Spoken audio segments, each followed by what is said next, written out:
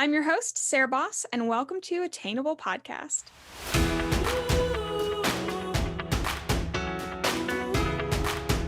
Hey guys, welcome to the Attainable Podcast. I'm your host, Sarah Baus. I'm super glad that you're here. If you're new here, hello. My name is Sarah. I'm your new best friend. I've been recently coined as the internet grandma, which is pretty neat. Take that as you will.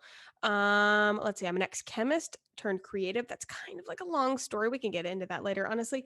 But I'm super glad. I'm super glad that you're here right now. You listening to this, I'm super glad that you are here and we are best friends. I'm your internet grandma, and it is a fabulous time. Today, here's the thing. I've been getting a lot of messages about saving money, budgeting tips, like all that kind of stuff, since the internet has found out that I'm cheap.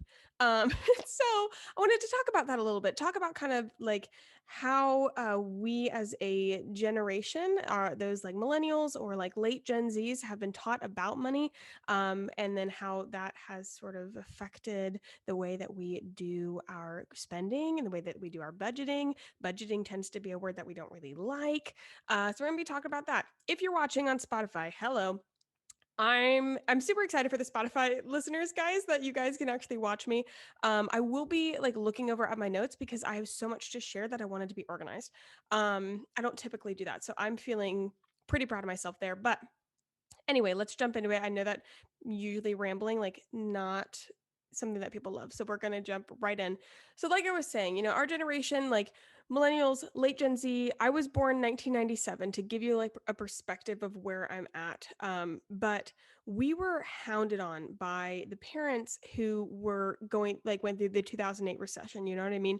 And our relationship with money tends to be like a little whack. We grew up on the Dave Ramsey quotes and being reprimanded for buying a nice coffee.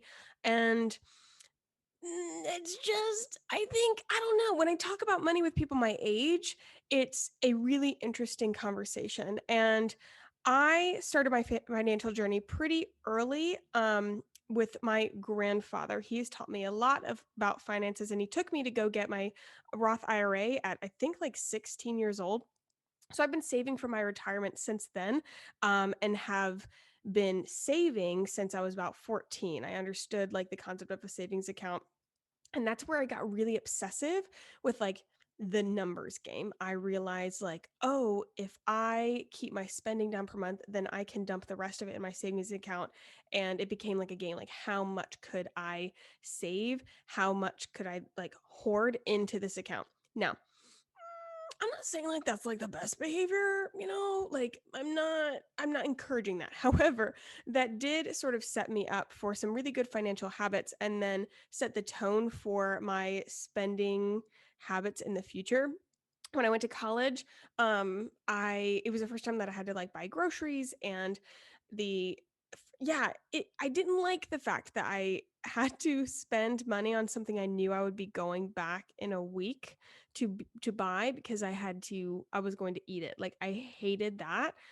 Again, I'm not saying that that's unhealthy. Like, I've now realized that grocery shopping is kind of a necessity for life. But I do think that maybe like some of the things that I'm saying, some of you guys can relate to, in one way or the other. Um, and so with that in college, I was realizing, okay, like, it's not the things that like the small iced coffees, or like whenever like I need to buy clothing. That wasn't the thing that was eating my budget. That wasn't the thing that was keeping me from saving the money I wanted to.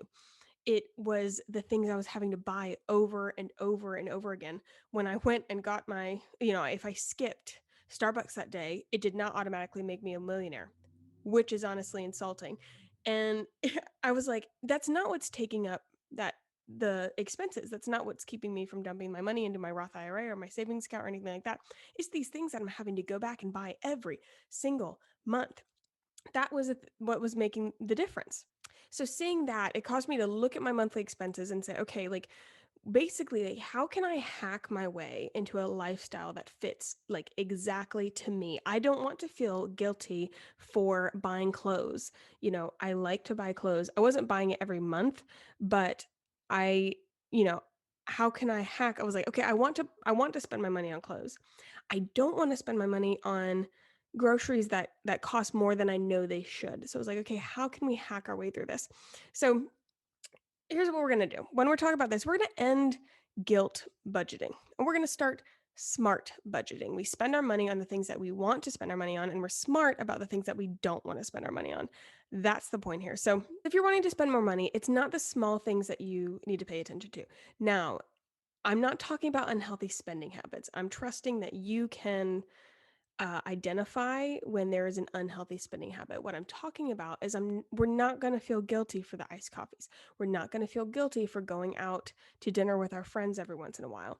Instead, we're going to look at our big purchases. Take a look at our monthly budget. What is honestly, like, look at what is taking up the money. It's the mortgage or the rent payment or the car payment, the gas, the groceries, those type of things. So it's like, okay, these are the things that we need to live, but we control how we live. We control what we want to spend our money on. So how can we manipulate this in a way that serves us? We're not penny pinching. Like, I live a fabulous lifestyle. That sounded like it was very bougie. I live a lifestyle where I'm comfortable. I'm not like penny pinching, but I'm spending my money again on things I want to spend my money on. So how can we keep those expenses to a place that doesn't seem unnecessary? Like, we're not looking at our grocery bill and being like, "Oh my gosh, like I didn't want to spend $120 on that. I don't think I needed to spend $120 on that." Okay, yeah, we don't want to do that. So how can we manipulate it in that way? So now, as you're looking at your monthly spending, if there's something on there that's not a necessity, but it's consistently coming onto your monthly bill, that's when we start to look at, like, okay, how can we have better spending habits? If you there's no guilt here. This is just kind of a way of looking at it. If you realize that your Starbucks bill is $75 a month every single month, that's now becoming a bill, not a treat. You know what I mean? So that's when we take a look at that. Okay, here are like the extra things that maybe we want to realign. We're not going to care if we went to Starbucks twice and spent $11 or like whatever. We do care if consistently we're seeing these come up where you might as well have a subscription. So the whole point of this perspective is actively choosing what you're going to spend your hard-earned money on. Like, when Joseph moved down and we were looking at houses, we decided, okay, for our situation, it made sense to buy a house because we were like throwing rent money away. And we bought a house that was under our budget because we recognized, okay, just because we can buy it doesn't mean we should. That's literally all living below your means is. It's just because you can doesn't mean you should. And we start making more money, that doesn't mean that we increase our lifestyle to coordinate with that. If we get a 10% raise or one of us gets a 10% raise, 15% raise, our lifestyle still stays where it is. So then, if you're like, what are you doing with all the money? I don't want to work forever. Oh, no. I don't plan on doing that. I want to like live my life. So we are hoping to retire early. You might want to put your money into a savings account for something else. You might also want to be like saving for retirement, whatever. But that allowed us to keep, again, those monthly expenses low. So now, let's talk about, like, we've talked about kind of the mindset behind all that type of thing. Here's some things that we've enacted, general like tips or rules or things that we've done to like keep costs down. Are all of these going to be for you? Probably not, but some of them might be helpful. So, first thing, I was actually talking to a friend this week, and she had a term. I was explaining to her how I grocery shop, and I had never heard like this phrase before. But she was like, "Oh, you shop the perimeter." I was like, "What?" But it's true. So when I go grocery shopping, I very rarely go through those middle aisles. I always called it like trying to avoid packaging. Of course, things come in packages, like milk comes in a package. But what I'm saying is like chips, crackers, cookies, those type of things that are in pre-packaged stuff. Like, we don't really buy a lot of that stuff. Joseph is type 1 diabetic, so we have like a standard, some things that we consistently keep, like we have juice boxes and then fruit snacks for when he goes low, and we kind of need that. But other than that, we're not shopping in those middle aisles, and it's called shopping the perimeter, and that is a great way to save money. Our our grocery bill goes towards dairy, it goes towards like a lot of produce and those type of things. So that's something to keep in mind as you're going through the as you're going next time you're in the grocery store, see how often, like how much time you're spending outside, like on the perimeter, and how much time you're spending inside in those middle aisles. Another thing that we try to do, and this, not always possible, but it's kind of like if we can, we save up to pay for cars in cash. Now, of course, like right now, we're currently saving for a car. So if one of our cars goes down, we have to like take a car payment. But we try to avoid car payments because it's, again, I don't want to give my money to somebody for an interest rate. I just hate it. It's just it's annoying. Like I would rather money be in my pocket, and we buy used cars because when you drive a car off a lot, it just loses so much value that it doesn't really make sense for us. Is that for everybody, guys? I know like that might be like a controversial point. It's not for everybody. I'm just saying like this is something that we do. We buy good used cars and we pay for them in cash because I'm not about to hand somebody my money just for interest rates. It's stupid. Another thing, like I'm very specific with where I do my grocery shopping. I don't shop at places like if you are in like the southeast, like Publix, Harris Teeter. We have a Harris Teeter that is our closest grocery store, but I won't shop there because I'm very aware that they hike up their prices for convenience for like a nice grocery store. I'm like, honestly, Aldi and Food Lion give me a great experience and they aren't, making me pay God, I don't know, like $7 for soy milk. I'm just, I can't do it. Makes me sick to my stomach. I can't do it. Knowing it's knowing that something isn't worth what they're charging. I'm like, I know that this isn't worth what you're charging, and I know that I'm paying for like pretty packaging or a pretty experience or something like that, and I would rather that money go into traveling. I'd rather that money go into like, and me going honestly like shopping for clothes, like something else. I don't want to be spending that extra cash on my milk. You know what I mean? Same thing, like I don't shop at CVS and Walgreens and those type of like convenience places because you're paying for convenience. Even like the toiletries, I won't buy my toiletries there. They're so much more expensive. I'll get my toiletries from like Walmart, sometimes Aldi. Grocery stores typically, if it's not Walmart, grocery stores typically hike prices up for cleaning products and toiletries. So a lot of times I'll get those like straight from the brand website. Even Amazon, you can save some money there. Just being like choosing wisely, like where I'm putting my money, you know what I mean? And then meal planning as well. So we started meal planning with no meat or very like limited meat.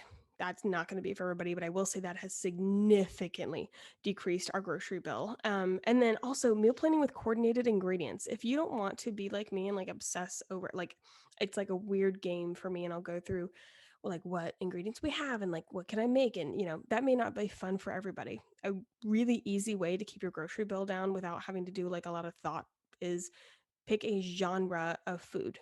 Like maybe you have like a week where you're making mostly Mexican dishes. Maybe you have a week where you're doing mostly Asian dishes or Italian dishes, something like that, because those type of things are going to have very similar ingredients. So instead of buying 5 different ingredients for 4 different recipes, you're buying a total of 7 that each of those recipes is going to need. You know what I mean? Something else that like I enacted pretty early on, when I was thinking about, okay, like what do I want to spend my money on, is saving for things that I really cared about. And I'm not saying just like, oh, I want to buy a car, I need to save for a car. Like travel was something that I did not want to give up. That's not something that I really wanted to negotiate on. So I was like, okay, like how do I afford travel? So I created a savings account specifically for travel because if the opportunity came, I didn't want that money to have to come from my monthly expenses. Like I didn't want to be like, oh, I'm not going to go out to dinner this month because we have a trip coming up next month. I didn't want to sacrifice in that way. But if I was putting a little bit away every month, it's not like I was going on a trip every month. So by the time I got to spring break or a summer trip like that, I had money saved up, and it almost felt like a free trip, to be honest, because that money in my head, I didn't feel guilty because that's what that was for. That's travel money. Couldn't be spent on any, of course it could, but like in my head, it couldn't be spent on anything else. So that's specifically what that was for. So if I wanted to take a trip and it was going to cost, $1,500 and I wanted to go next month, I didn't all of a sudden have to scrounge up $1,500. I had saved $1,500 from putting $50, $100, $150 away every month. You know what I mean? Now, are these things for everyone? No, it's not going to be for everyone. Some things that I do, you might hate to do, but the point is you have an active role in your finances and nobody can tell you what to spend your money on. I don't want you to feel guilty for the Starbucks, for the Target trips, for the clothing things. If you're doing that every once in a while, that's not what's going to have you saving your money or building up your emergency savings account or anything like that. Anyway, it's the things that are your monthly expenses. Take a look at your monthly expenses and what is taking up most of that, rent. See where if you can, adjust your car payment. Is your oh my god, guys, your car insurance. Oh, some of you are paying so much for car insurance. I just heard this poor girl this week and she's paying like, oh my god, something ridiculous. It was like $600 every month or something like stupid like that. Or like every 3 months, I don't know. Dumb. Like, guys, you don't have to pay that much for car insurance. Like, just call the car insurance companies and get some quotes and like, maybe negotiate a little. Be like, look, this is what I want to pay. Like, how can we make that happen? When I switched car insurance off of my parents, I did like some shopping and called 3 of them. Geico was the best. Heckled with them a little bit. If you want like a reference, like I pay $600 every 6 months. Now, that's going to change based on your state. It's going to change based on your gender, unfortunately. It's going to change based on how many like wrecks you've had. I have a very good driving record. I'm a girl, so that helps me. And then we were also submitting my transcripts. If you are in college or high school and you aren't submitting your transcripts to your car insurance companies, you need to do that because they will hike that down. But it's things like that. Like, who wants to pay for car insurance? Like, nobody wants to do that. So then if it's something that's making you like, ugh, and you don't feel good about the price that you're paying, see how you can hack your way out of it. But if going out to eat is important to you, then be cognizant of that and like find where in your budget you can manipulate to allow for that lifestyle. Play a game with yourself. Where can you hack it so you can literally build a life that's perfect for you and exactly what you want to be spending your money on? All right, guys. I hope you enjoyed this episode. I feel like we went through a lot. I had like my notes. It was kind of overwhelming for me. So I hope that I did not overwhelm you. Probably did. But if you have any questions, DM me. Go to the Attainable Podcast Instagram, shoot me a DM, comment on the post, like whatever you need to do. I'm happy to like, oh my gosh, I love voice messages. So if you want to like voice message back and forth, whatever, we can totally do that. Totally fine. But as always, if you like the podcast, share, like, review, all the things. Tell your friends and let them know that if they listen to this podcast, they will gain an internet grandma and a best friend all in one. What a great deal. I love you so, so very much. And I will see you guys next time. Bye.